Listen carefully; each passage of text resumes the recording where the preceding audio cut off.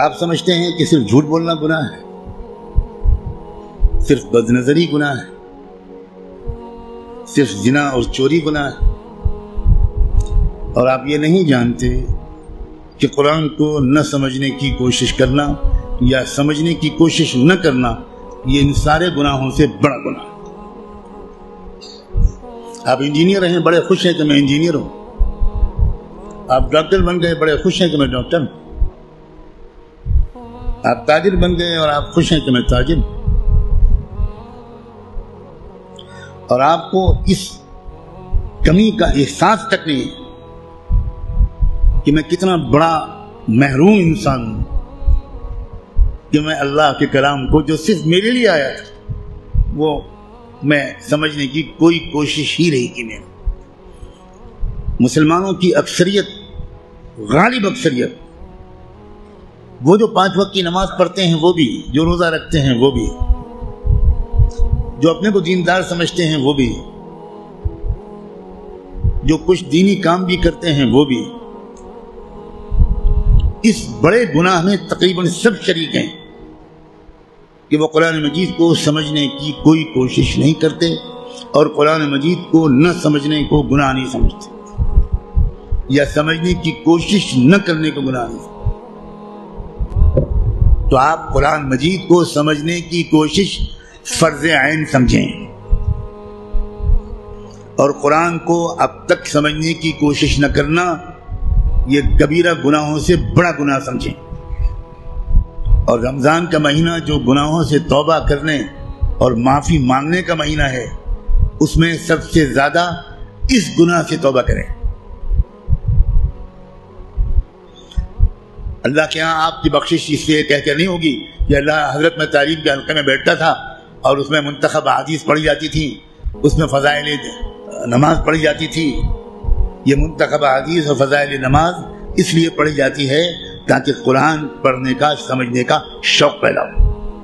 اور اگر کوئی کتاب قرآن مجید کے سمجھنے کی کوشش کے راستے میں ایک رکاوٹ بنتی ہے تو میں کہنے کی ہمت بھی نہیں کرتا، ضرورت بھی نہیں سمجھتا کہ وہ کتاب یا اس کتاب کو یہ درجہ دینے والا اللہ کے ہاں کدھر کھڑا کیا جائے گا۔ رسول اللہ یہ شکایت کریں گے قیامت کے دن، یہ سن لیجیے، یہ قرآن میں آیا ہے، اور شکایت کیا کریں گے؟ یہ نہیں کہیں گے کہ ان کی ٹوپی 4 کونوں کی نہیں ہوتی تھی، یہ شکایت نہیں کریں گے رسول اللہ مسلمانوں کی جن کی داڑھی چھوٹی تھی۔ رسول اللہ شکایت کیا کریں گے کہ اللہ یہ ہے میری قوم جس نے قرآن کو چھوڑ دیا تھا۔ آپ جس کی شفاعت کی دعائیں کر رہے ہیں وہی آپ کے خلاف اللہ کی عدالت میں مقدمہ دائر کرے گا۔ ہماری عورتیں 100% تقریباً قرآن مجید کو ٹھیک سے شاید پڑھ بھی نہیں پاتی، سمجھنا تو بہت دور کی بات ہے۔ ہم نے کبھی فکر ہی نہیں کی کیا ہو گیا، مجھے کچھ سمجھ میں نہیں آتا۔ قرآن صرف تلاوت کے لیے نہیں آیا ہے۔ اول تو کتنے لوگ سال بھر تلاوت کرتے ہیں وہ آپ خود جانتے ہیں، لیکن میں کہتا ہوں اگر آپ سال کے روزانہ تلاوت بھی کرتے ہیں تو ایک بہت نیک کام آپ ضرور کرتے ہیں، لیکن قرآن کا حق صرف تلاوت سے ادا نہیں ہوگا۔ آپ کے دوست کا خط آپ کے پاس آئے، آپ کی ماں اپنا خط لکھے، آپ دور کہیں رہتے اور ماں آپ کو خط بھیجے، آپ خالی اس خط کو روزانہ پڑھ لیا کریں گے بس؟ اور دوست یا ماں اگر آپ سے کوئی مطالبہ کرتی ہے تو آپ اس پر عمل نہیں کریں گے؟ یہی سلوک ہم قرآن کے ساتھ کر رہے ہیں۔ قرآن کیا ہے؟ اللہ کے خطوط کا مجموعہ ہے، لیکن ہم کو کچھ خبر نہیں کہ اللہ نے ہم کو خط میں کیا لکھا ہے۔ آپ کا دوست آپ کو خط لکھے اور آپ اس کو سمجھ نہ پائیں، آپ چین سے سوئیں گے؟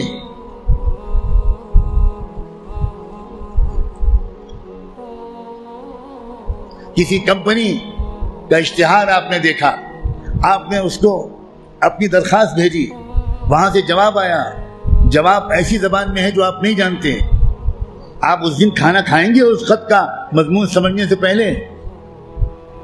اب دوڑیں گے، بھاگیں گے، پتہ لگائیں گے کہ یہ فرانسیسی زبان میں خط ہے تو میرے شہر میں فرینچ زبان کون جانتا ہے؟ اور آپ اس کی خوشامد کریں گے کہ ذرا اس خط کو پڑھیے اور مجھے بتائیے کہ اس نے کیا لکھا ہے۔ 24 گھنٹے نہیں گزرنے دیں گے آپ، اس سے پہلے اس خط کو سمجھنے کی بھرپور کوشش کر لیں گے، اس کا جواب بھی لکھیں گے۔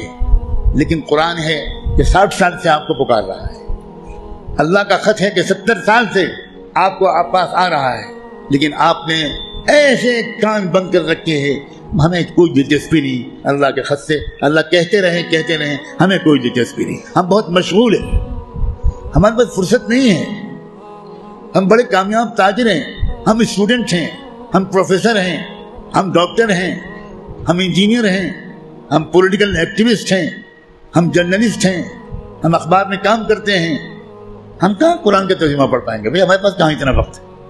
بھگتتے گا ہر وہ انسان، ہر وہ مرد اور عورت جو قرآن مجید کو سمجھنے کی کوئی کوشش نہیں کرتا اور قرآن کے مطابق اپنے آپ کو ڈھالنے کی کوئی سیریس کوشش نہیں کرتا، خون کے آنسو روئے گا وہ شخص، خون کے آنسو روئے گا۔ ایسا شخص تو جب قرآن کی تلاوت کرتا ہے تو قرآن اس پر لعنت بھیجتا رہتا ہے۔ اب غور تو کریں، رب قارئ للقرآن والقرآن یلعنہ، یہ میرے باپ کی اور پیر کی کہی ہوئی بات نہیں ہے، یہ بات صادق و مصدوق رحمت دو عالم صلی اللہ علیہ وآلہ وسلم نے کہی کہ قرآن بہت سے لوگ پڑھتے ہوتے ہیں اور پڑھنے کے درمیان قرآن اس پر لعنت بھیجتا ہے، اے اللہ یہ مجھ پر یہ پڑھ رہا ہے، اس پر لعنت۔ اب قرآن کی لعنت پر اللہ تعالیٰ قبول نہیں کریں گے؟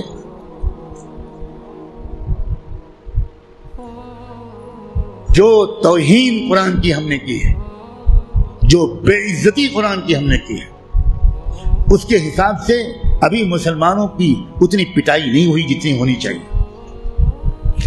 آپ اتنی پٹائی پر پریشان ہیں، ابھی تو شروع ہوئی ہے پٹائی، پھر دیکھیے گا آئندہ کیا ہوگا۔